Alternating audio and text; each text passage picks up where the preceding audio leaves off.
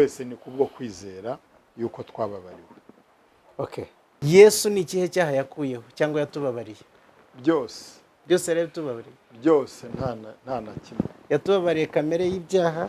Yego. Tora ubusinzi n'ubusambanyi n'ubujura byose yarabibabariye. Byose nta na kimwe. Bavuze ngo umuntu yumvise ko yababariwe byashize n'ibiriho n'ibizaza. Aganyuma akavuga ati noneho reka nikorera ibyo nshaka. Uravuze ngo yaba akiri umwana cyane. Ntabwo n'ubujiji nk'uko wabivuze. N'ubujiji. Ariko noneho reka mbaze gutya. Nubwo akiri umwana iyo abikoze se bigenda bite? Akanicara akaplaninga akavuga ati ubu noneho uyu munsi akavuga ati muri weekend nzayirira Igisenyi kandi nzasamana nzanywa ibinsinde nzakora ibingibi akabiplaninga kandi yarababariwe yarabyize ko yababariwe. None muri ubwo bwana bwaraplaninze kuzakora ibyaha. Uwo muntu uramuvugaho iki? Amaherezo ye naya ubundi nta cyaha na kimwe gikorwa umuntu atabipanze. Ntago bibaho. Bene uwo muntu Bibiliya imwita yuko ari kano. That person is umuntu w'umubiri. Ni umuntu w'umubiri. Aracyari umwana. Uwo muntu yarizeye afite n'ubugingo buhoraho. Anapfuye uwo muntu afite ijuru. Ariko ibyo bintu uvuga bisubiramo. Aracyari umwana mu kwizera. Ibyo se si byanditswe n'ibihari se ko Bibiliya yigisha. Ntabihari. Rero ibyo bintu ni ukuri. Sibyo uyu muntu apfe yajya mu ijuru. Yajya mu ijuru. Gukora iki kandi ari umunyabyaha? None ibihe byaha mbese. Arimo araplaninga kuzajya gusambana none urimo uravuga ngo afite ubugingo. Arimo akora uyu munsi. Ntabwo bitunguye Imana, ni nayo mpamvu Yesu yapfuye. None se bya bindi twize yuko Kristo yapfiriye ibyaha byose. Nibyo byaba birimo. Nibyo urimo uvuga byaba birimo. Byose ni Efeso 2:4 haravuga ngo ariko Imana kuko ari umutunzi w'imbabazi yaduhinduranye bazima na Kristo. Icyo nicyo gituma tuza buri munsi kuri Grace Abound TV kugira ngo tubabwire ukuntu twahinduranywe bazima na Kristo. Uyu munsi nanone n'umugisha n'ubuntu turacyari kumwe na Manase Musonera by'ibyishimo. Nagira ngo mbibutse ko umutumirwa wacu atari yatangira kutuganiriza. Iki kiganiro cyacu cyatewe inkunga na company yitwa Fine Builders Limited. Ni company y'ubwubatsi iherereye i Remera hano neza mu marembo ya BK Arena. Hanyuma ukeneye serivisi z'ubwubatsi zose wakenera, kubaka, gushushanya, gukora plani, ibyangombwa by'ubutaka byo kubaka, ibyangombwa byo kubaka, ibyo byose barabigufasha. Hanyuma nagira ngo nguhe inimero uzabashakiraho bakeneye. Wabashakira kuri 079. Abantu bari hanze y'igihugu murabyibuka ko mubanza akamenyetso ko guteranya 250 hanyuma 79 44 24 053. Mubashyigikire, nabo bakunda ubutumwa bwiza, nibo bashyigikiye iki kiganiro cyangwa nibo bagiteye inkunga. Hanyuma mugende babahe serivisi nziza batanga. Okay. Icyo nshaka cyane ni ibi bintu bijyanye n'icyaha wari wabikomojeho mu kindi kiganiro twigeze kugirana. Uvuga ku by'icyaha tubona ko hariho icyaha ngira ngo hakabaho n'ibyaha. Ubwo uraza kudusobanura niba ari byo. Ariko naho ngaho nshaka kugira ngo utangirire. Murakoze cyane. Icyaha ubundi iyo birivuze icyaha iba ishatse kuvuga kamere y'icyaha. Ni ukuvuga ngo umunsi Adamu acumura ubundi Adamu hari abantu bavuga bati Adamu yaraduhemukiye akora icyaha tuvuka natwe turi abanyabyaha. Yego. Ako buriya muri Adamu natwe twarimo.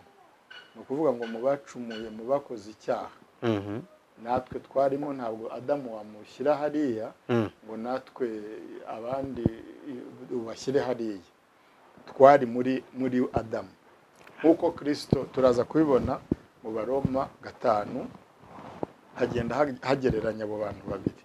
Adamu wa mbere na Adamu wa kabiri. ubundi ijambo adamu bivuze inyokomuntu cyangwa se mankind. Ni ukuvuga ngo rero adamu acumuye, twacumuye natwe turi muri we, sibyo? Ubwo ndahera mu muzi w'intuza. Reka reba muri Hoseya 6:7 haravuga ngo twacumuye turi ahitwa Adamu, ngo aho niho twamuhemukiriye. Hoseya a place called Adam, niko Bibiliya ibyita, cyane cyane King James version. Na NIV nayo yabivugaho, ariko mfite ikinyarwanda.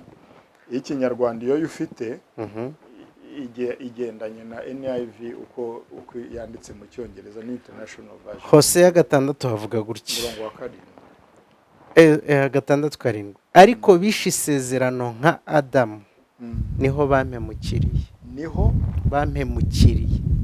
Urumva barahita nk'ahantu, sibyo? Mu Cyongereza bo baravuga ngo ati a place called Adam. Urumva? Aho niho bampemukiriye. Urumva? Dawidi aravuga ati muri Zaburi, aravuga ngo mu byaha nimo mama yambyariye. Urumva? Ntabwo mu byango niho nyina yamubyariye, bishatse kuvuga ko wenda yamubyaye wenda asambana cyangwa iki, ahubwo iyo yavutse ari umunyabyaha. Urumva? So ku bwa kamere yacu ni ukuvuga rero ngo niba Adamu hari aho hantu a place called Adamu twabonye yuko bivuze inyokomuntu. Urumva?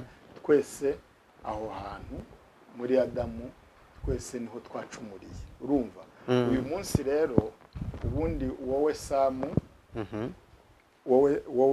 igihe wavukiye, ntabwo mu maso y'Imana aribwo wari ubayeho. Imana yakumenye kera ngo ukiri urusoro mu nda ya mama. Ni ukuvuga ngo Imana yatumenye kera, sibyo? N'ibyo gucumura kwacu Imana yabimenye kera, n'ibyo gucungurwa kwacu Imana yabimenye kera, kubera yuko muri byahishuwe 13 numva ari umurongo wa 8 haravuga ngo Yesu ni ntama w'Imana wabambwe uhereye ku kuremwa kw'isi. Ni ukuvuga ngo isi itararemwa, Imana ntabwo itungurwa n'ibihe. Ntabwo umuntu yacumuye bitunguye Imana, ahubwo Imana itaranarema umuntu yarabibonye nako izarema umuntu agacumura, irangije ipanga na gahunda yo kuzamucungura ari muri Yesu. Ariho Yesu yemera kuzaza kuba impongano. Soma ahantu mu byahishuwe 13:8.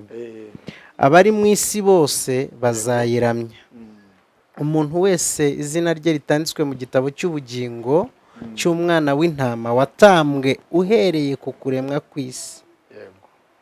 Urakoze. Uyu mwana w'intama yatambwe uhereye ku kuremwa kw'isi. Umwana w'intama watambwe uhereye ku kuremwa kw'isi. Ni ukuvuga rero ngo Imana yabonye yuko muri izarema umuntu Adamu, muri Adamu tugacumura, irongera nanone ibona yuko izaducungura muri Kristo Yesu.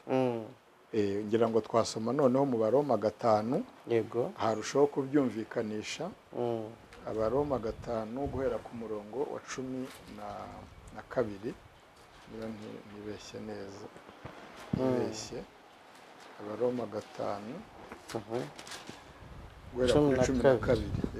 Aravuga ngo kuko bimeze bityo, nk'uko ibyaha byazanywe mu isi n'umuntu umwe, urupfu rukazanwa n'ibyaha, niko urupfu rugera ku bantu bose, kuko bose bakoze ibyaha. Urakoze cyane. Kuko bose bakoze ibyaha. Uyu munsi mu maso y'isi hari abantu b'abanyabyaha banajyanwa no muri gereza bagakatirwa, ariko uyu munsi hari n'abakiranutse. Ariko mu maso y'Imana twese turi abanyabyaha ku rugero rungana. Ntabwo turi abanyabyaha kubw'ibikorwa bibi dukora, ahubwo turi abanyabyaha ku bwa kamere yacu. Ni ukuvuga rero ngo ibikorwa bibi bigaragara mu isi bikorwa n'abana bibyarwa na kamere y'icyaha. tugende gahoro. Yego. Hariho icyitwa icyaha aricyo wise kamere. Yego. Ariko ngenzi ko ibyaha ari ukwiba, gusambana, ibyo ngibyo, kugira amashyari. None wowe uravuga uti ibyo hari icyaha, ibyo ni ibiki? Ubundi n'ibyo byo kugira ishyari ntabwo bihanirwa mu isi, sibyo? Yego yego. Ni kwa Bibiliya ubundi igaragaza ibyaha. Hari icyaha nk'igikorwa, hakaba hari icyaha nka kamere. Yego. Hakaba icyaha nk'igikorwa, hakaba n'icyaha kitabaye ariko kiri mu ntekerezo zawe. Yego. Sibyo? Wenda umuntu ashobora no kubirambura bikagera no muri 7 n'icumi, ariko cyane cyane twavuga kuri ibyo bitatu. Ni ukuvuga ngo ku muntu hari kamere. Icyaha nka kamere. Icyaha nka kamere. Hakabaho icyaha nk'igikorwa kibi. Urumva? Hakabaho n'icyaha kitabaye kiri mu ntekerezo, nicyo wari uvuze. Hari n'ikindi nakongeraho, icyaha nk'igikorwa cyiza. Kubera ko nk'ubu urugero cyangwa nk'igikorwa cyiza. Yego.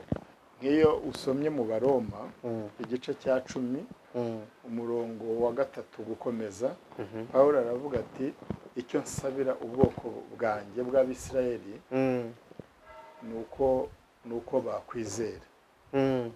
Nuko bakizwa. Nuko bakizwa. Ngo ubwo batamenye gukiranuka kw'Imana, bihangiye ukwabo gukiranuka, bituma basuzugura gukiranuka kw'Imana. Yego, umurongo. Urumva? Ubundi gukiranuka mu bintu bigaragara ni ibintu byiza, kuko bakoraga imirimo yo gukiranuka babaga bafite amategeko menshi cyane. Hari wenda harari 10 n'andi menshi yari ashamikiyeho.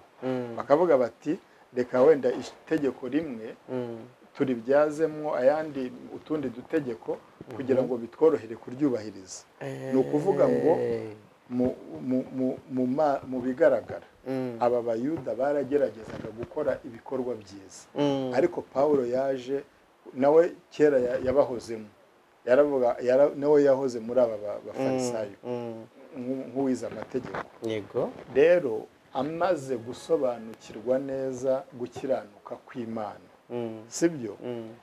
Yabonye yuko uku gukiranuka biratanaga bahozemo ngo ari ubushwambagara bwuzibizima, niko birivuga. Yego. Rero uko gukiranuka sigize ngo si ibikorwa byiza. Ni ukuvuga ngo uko icyaha cyo kwihangira gukiranuka ni icyaha imbere y'Imana, ariko imbere y'isi byo ibikorwa byiza tugomba kubigwiza, tukabikora cyane rwose, tukubaha leta, tukubaha amategeko, tukagira gute. Niba ari umupolisi uguhagaritse ugahagarara. Mbese hano amategeko y'ahantu mu isi mu gihugu tugomba kuyagenderamo neza cyane nk'uko bimeze. Ariko ibi turimo tuganira ni ibijyanye no gukiranuka. Ni ukuvuga ngo nako ni ibijyanye n'ibyaha byo mu isi turimo dusobanura, ibyaha bijyanye n'ijambo ry'Imana. Icyaha cyo kwihangira gukiranuka, gukiranuka ubwabyo ni ibikorwa byiza. Urumva? Ariko Bibiliya nacyo ikise icyaha. Urumva? Rero muri rusange hari icyaha nka kamere muntu, ariyo ibyara ibyaha nk'ibikorwa bibi n'ibindi byaha bibishamikiyeho, ibyakozwe n'ibitakozwe. Ibyaha nko mu ntekerezo, umuntu gupanga. Nk'ubu urugero, umuntu apanze kujya wenda kwiba ibunaka, noneho mu rugendo rwe yagerayo agasanga wenda ibyo bintu yari agiye kwiba wenda barabyimuye nta bigihari. Muri gahunda y'Imana uwo muntu yibye, yego, yabuze opportunity yo kwiba, ariko mu by'ukuri yari yabigambiriye, sibyo? Aranagenda urugendo rwo kujya kwiba, ahageze wenda ibyo yagombaga kwiba asanga wenda nta bigihari, sibyo? Aho ni icyaha cyo mu ntekerezo, ariko nta mu mategeko y'isi ntawe isi ntiyaguhanira uba wagiye kwiba, watekereje kwiba bikarangira utibye. Rero ni ukuvuga ngo na Yesu aho yaziye ibi byaha yarushijeho kugaragaza uburemere bw'icyaha kugira ngo umuntu yitakarize. Ubundi umenye neza iby'icyaha uhita umenya n'ibyo gukiranuka.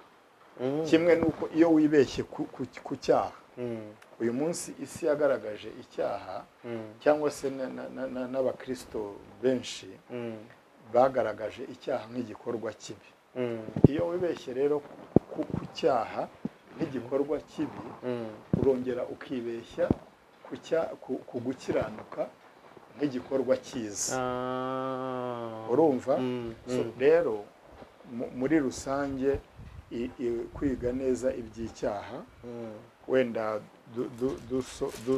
dusome nk'umurongo wa 21 w'igice cya 3 cy'Abaroma. Dusomere twumve. Umurongo wa 21 mu gice cya 3 cy'Abaroma haravuga ngo ariko noneho hariho gukiranuka kw'Imana. Komeza ugeze kuri 23. Ariko noneho hariho gukiranuka kw'Imana kwahishuwe kudaheshwa n'amategeko, nubwo amategeko n'ibyahanuwe ari byo biguhamya. Niko gukiranuka kw'Imana abizeye bose baheshwa no kwizera Yesu Kristo ari nta tandukaniro, kuko bose bakoze ibyaha bashyikira ubwiza bw'Imana. Urakoze. Kuko bose bakoze ibyaha ntibashyikira ubwiza bw'Imana. Aho Pawulo yarimo asobanura abayuda n'abanyamahanga cyangwa se n'abagiriki.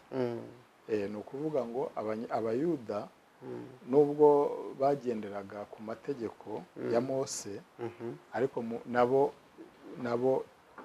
Pawulo arimo bagaragariza ko nabo ni abanyabyaha ku rugero rumwe n'abagiriki cyangwa se abanyamahanga batari ubwoko bw'Abisirayeli.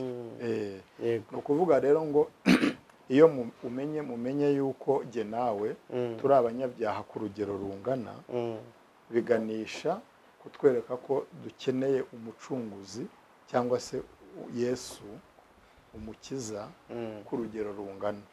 Niba wowe hari ibyo wumva ushoboye, ni ukuvuga ngo niba wenda ukiranuka ku rugero rungana na 90%, wenda 10% akaba ariho unanirwa gutsinda, ukeneye rero umukiza kuri urwo rugero rw'10%, kuko 90% ho urirwariza.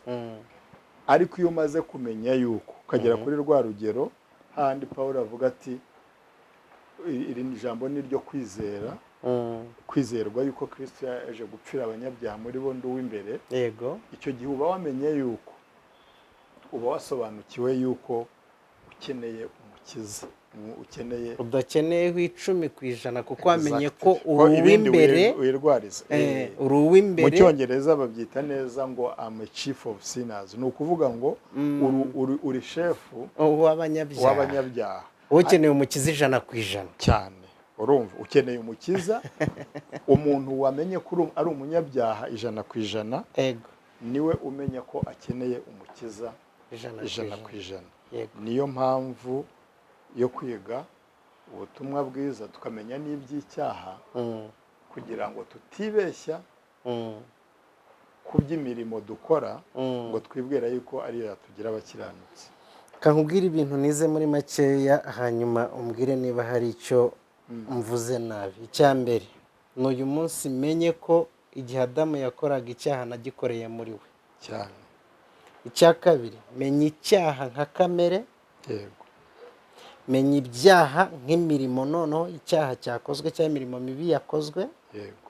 Menya icyaha nk'imirimo mibi ariko itakozwe yagumye mu ntekerezo.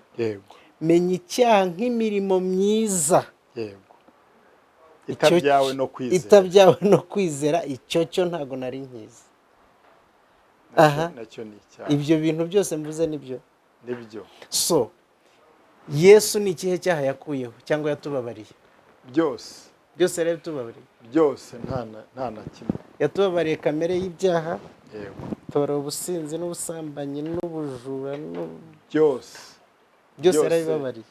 byose nta na kimwe yasize. Ikiganiro twigeze kandi gukora rero burya no mu bakristo benshi hari indirimbo baririmba mu rusengero, indirimbo ivuga ngo ndashima yuko mbabariwe ibyaha, ngo nta na kimwe cyasigaye, ngo byabambanywe nawe ku musaraba, ngo umutima wanjye shima Imana. Ibyo bintu, izo ndirimbo ziraririmbwa mu bakristo benshi. Rero umuntu wahimbye iyo ndirimbo yemeraga, yayihimbye mu binyejana bya kera, nawe yari yaragize kumurikirwa n'umucyo w'ijambo, amenya ko yababariwe ibyaha kandi ngo nta na kimwe cyasigaye, byose byabambanywe na Kristo ku musaraba. Rero na n'uyu munsi niko bimeze. uvuze ko byose byabariwe? byose. Uribuka ikiganiro twigeze gukora ukavuga ngo yatubabariye ibyaha by'ahashize n'ibiriho ubu n'iby'ahazaza cyane. Utekereza ko umuntu adashobora kubyumva akavuga ati noneho ngewe nzikorera ibyo nishakiye kuko narababariwe? Uwo muntu aba akiri umwana mu mwuka. Uwo muntu icyambere aba atarasobanukirwa n'ibyo imbabazi. Uretse natwe babayeho mu isezerano rishya n'ab'isezerano rya kera. Uribuka sitori ya Dawidi na Betisheba na wa mudamu yabonye akaraba. Yego. Ibyaha Dawidi yaje gukora, uzi ko Imana yaje kumutumaho umuhanuzi Natani. Noneho aza amubwira sitori y'umuntu wari ufite intama imwe. Yego. Ni intama ni ihene? Ni intama. Noneho abonye abashyitsi, aragenda afata intama y'umuturanyi we. Umuturanyi wari umukire. Umukire yafashe intama y'umuturanyi w'umukene. Aho kugira ngo afate mu bye, ahubwo aragenda afata agatama kamwe, intama imwe y'umukene. Ngo wa mukene ngo yakaranaga mu gituza ke ari kamwe gusa. Kubera ukuntu yagakundaga ari kamwe gusa. Noneho Dawidi ahita avuga ati uwo muntu niba ahari mu bwami bwanjye agomba kwicwa bamunzanire. Nadapfa sinzaba nkiri umwami. Natani ageze aho aramubwira ati rero uwo muntu ni wowe. Ayiwe. Dawidi yahise yumva ababajwe cyane, kuko yaramusobanuriye ibyo yakoze. Yakoze Uriya. Yego. Kwa Uriya yasambanije umugore we, arangije aramwicisha ku rugamba. Urumva? Ubwo Dawidi ahita abona yuko ari mubi cyane. Agiye kwivovota n'iki Natani yaramubwiye ati warababariwe. Ntabwo yamubwiye ngo uzababarirwa, yaramubwiye uzahasoma uharebe. Yaramubwiye ati ibyo byaha byawe byarababariwe, sibyo? Rero umuntu wizera ibyo Yesu nyine yamukoreye, ibyo byaha byarababariwe byose, sibyo? None se ubwo ugira ngo yamubwiye ibyo Dawidi yarabonye umwanya wo kujya kwihana? Ariko nuza Natani, umuhanuzi Nathani, yaramubwiye ati ibyaha byawe byarababariwe. Rero ikintu cy'imbabazi ni ikintu Imana yakoze, yapanze kera. N'ab'isezerano rya kera rero bizeraga Yesu nubwo yarataraza, ariko Imana yabafataga nk'abera n'abaziranenge, nk'abantu bababariwe. Noneho abo mu isezerano rishya noneho rero byo ni akarusho. Ni akarusho, ariko imbere y'Imana twese turi bamwe, twese ni kubwo kwizera yuko twababariwe. Okay. Ibi bintu ariko tuzongera abantu badukurikiye nagira ngo bamenyeshe ko turahari, ntaho twenda kujya. Namwe ibibazo byanyu muzajye mwibuka mubibaze muri komenti, hanyuma abigisha bacu bazajye baza bongere babihereho babisobanure neza. Nta muntu n'umwe dushaka gusiga inyuma. So uravuze ngo umuntu yumvise ko yababariwe, byashize n'ibiriho n'ibizaza, hanyuma akavuga ati noneho reka nikorera ibyo nshaka. Uravuze ngo yaba akiri umwana cyane, ntabwo n'ubujiji nk'uko wabivuze, n'ubujiji. ariko noneho reka mbaze gutya, nubwo akiri umwana iyo abikoze se bigenda bite? Akanicara akapulaninga akavuga ati ubu noneho uyu munsi, akavuga ati muri wikendi nzayirira Igisenyi kandi nzasamana, nzanywa ibinsinde, nzakora ibingibi, akabipulaninga kandi yarababariwe, yarabyizeye ko yababariwe. None muri ubwo bwana bwarapulaninze kuzakora ibyaha, uwo muntu uramuvugaho iki? Amaherezo ye n'aya? ubundi nta cyaha na kimwe gikorwa umuntu atabipanze. Ntago bibaho. Ntago bibaho. Bibiliya iravuga ngo kwifuza kurakura kukabyara icyaha. Hari ikintu, hari process. Ntago umuntu apfa kugira cyangwa agwe mu cyaha. Arabipanga, sibyo? Arabipanga. Bene uwo muntu Bibiliya imwita yuko ari kano. That person is umuntu w'umubiri. Ni umuntu w'umubiri. Aracyari umwana. Uwo muntu yarizeye, afite n'ubugingo buhoraho. Anapfuye uwo muntu afite ijuru. Ariko ibyo bintu uvuga bisubiramo. Aracyari umwana mu kwizera. Ibyo se si byanditswe n'ibihari se, siko Bibiliya yigisha. Nta bihari. Rero ibyo bintu ni ukuri, sibyo? Uyu muntu apfuye yajya mu ijuru. Yajya mu ijuru. Gukora iki kandi ari umunyabyaha? None ibihe byaha mbese? Arimo arapulaninga kuzajya gusambana, none urimo uravuga ngo afite ubugingo. Arimo akora uyu munsi ntabwo bitunguye Imana, ni nayo mpamvu Yesu yapfuye. None se bya bindi twize yuko Kristo yapfiriye ibyaha byose, n'ibyo byaba birimo? N'ibyo urimo uvuga byaba birimo? Byose ngira ngo birimo. Ntabwo ari ngira ngo byose birimo, sibyo? Ahubwo uwo muntu ntabwo twamushimagiza gukomeza kuba muri ubwo buzima. Twamuhamagarira kugenda nk'uko Abaroma 8 havuga, kuba spiritually renewed. Tugakura, umuntu agakura akagenda areka izo ngeso za kera, sibyo? Ariko uwo muntu ni umukiranutsi, afite ubugingo buhoraho 100%. Nk'umuntu waraye yihaniye, cyangwa se n'umuntu umaze imyaka 50 yizera, agendera mu kwizera, akura. Njye ndumva mbonye impamvu bavuga ko mwigisha abantu gukora ibyaha. Abantu bigisha ubuntu, abantu babivuga gutyo n'abaswa. Ntabwo baba bamenye icyo Yesu, ntabwo bamenya agakiza cyangwa se imbabazi z'Imana uko zingana, sibyo? Ntabwo barabisobanukirwa. Abaye afite ikibazo kuri ibyo, niba abantu twahoze tuvuga, bumva yuko ibyaha byababariwe ari ibyaha by'imitagihe. Yego. Ariko Bibiliya yatweretse neza yuko ari ibyaha byose. Rero twarababariwe.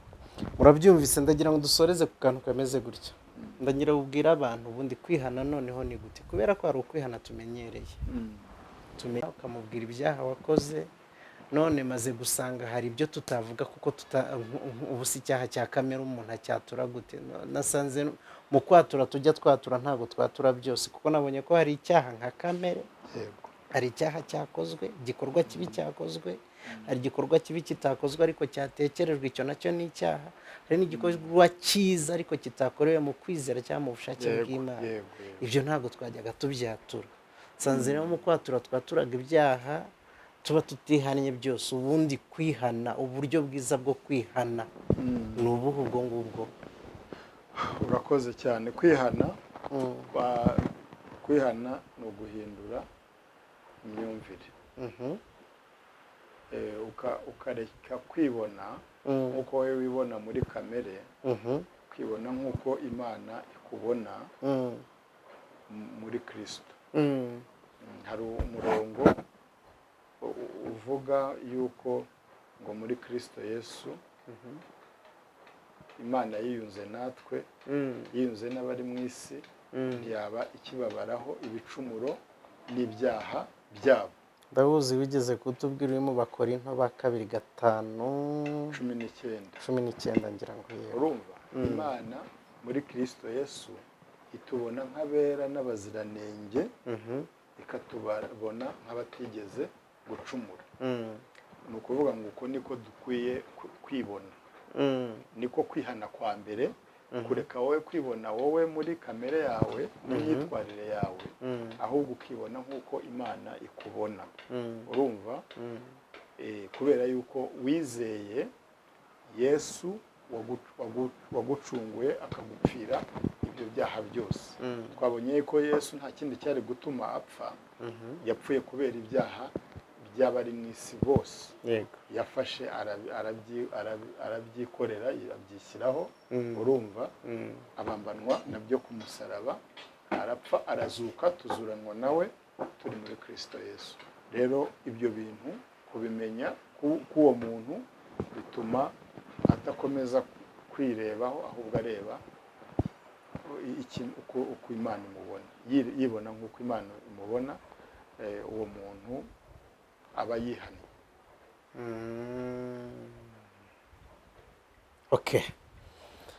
Ndumva tugiye gusoreza